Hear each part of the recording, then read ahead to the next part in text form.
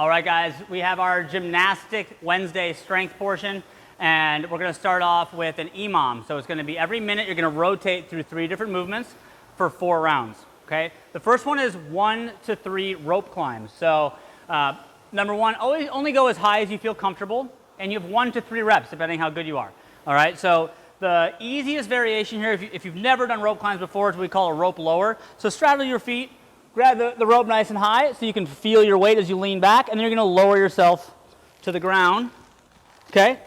Lay down all the way, and then try to keep your body as straight as you can. You're going to try to pull yourself back to the top. Okay? Now, I want you to notice something. A common error that I'll see here is people will lay down, but then when they come up, the first thing they do is this.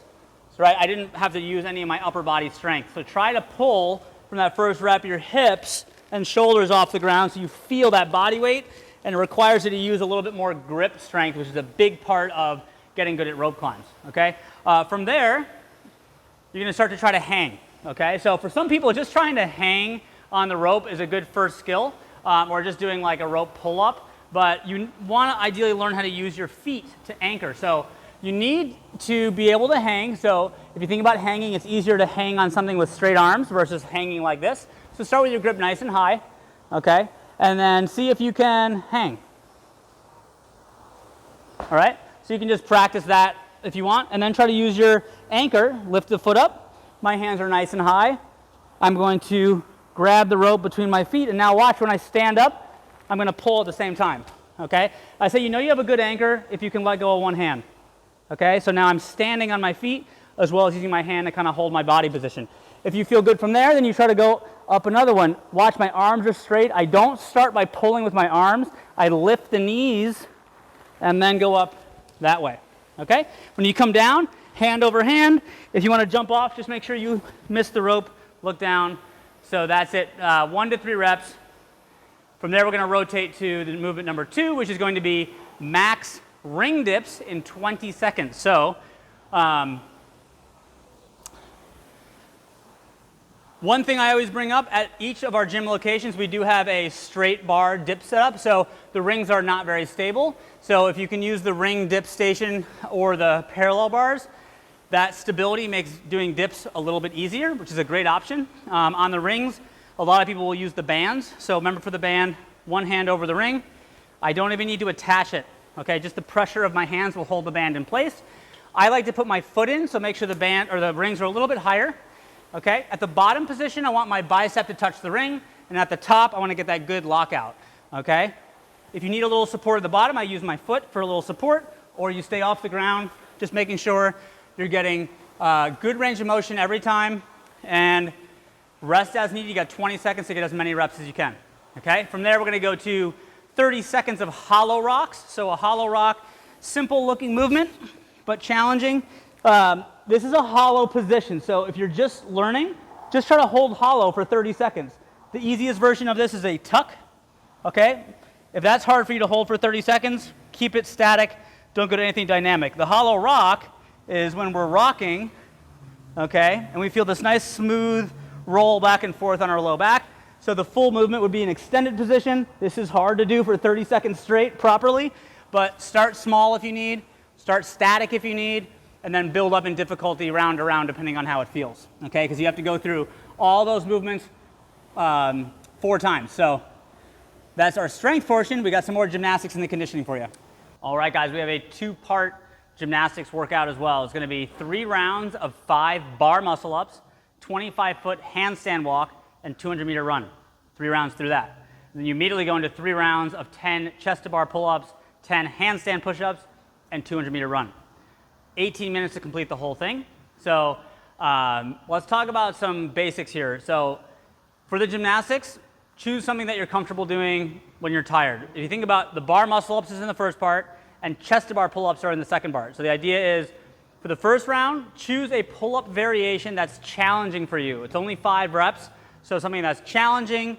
And then the second round, something that's an easier version of a pull-up. So there's a lot of variations for bar muscle ups and pull-ups. So for some athletes, the first round might be regular kipping pull-ups, or maybe 5 strict pull-ups, something challenging. In the second round, they do banded pull-ups.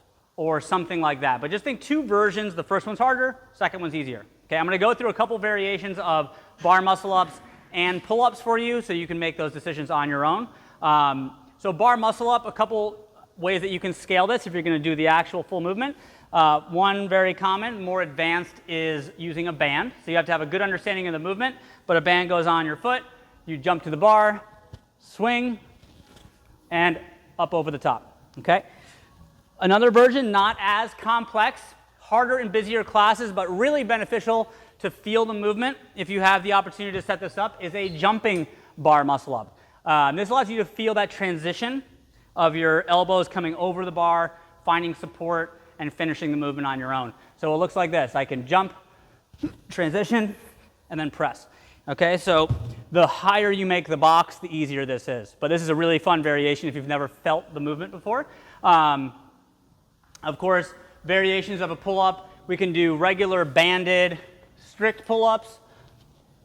Okay, we can do banded chest-to-bar pull-ups or kipping pull-ups, and then we always have the basic ring row if we need for any of the variations as well. Okay, so again, a couple options to choose from for both the bar muscle-up and chest-to-bar pull-ups in there. The handstand walking. So handstand walking, a couple variations here. We'll talk about. One is if you can't handstand walk, right?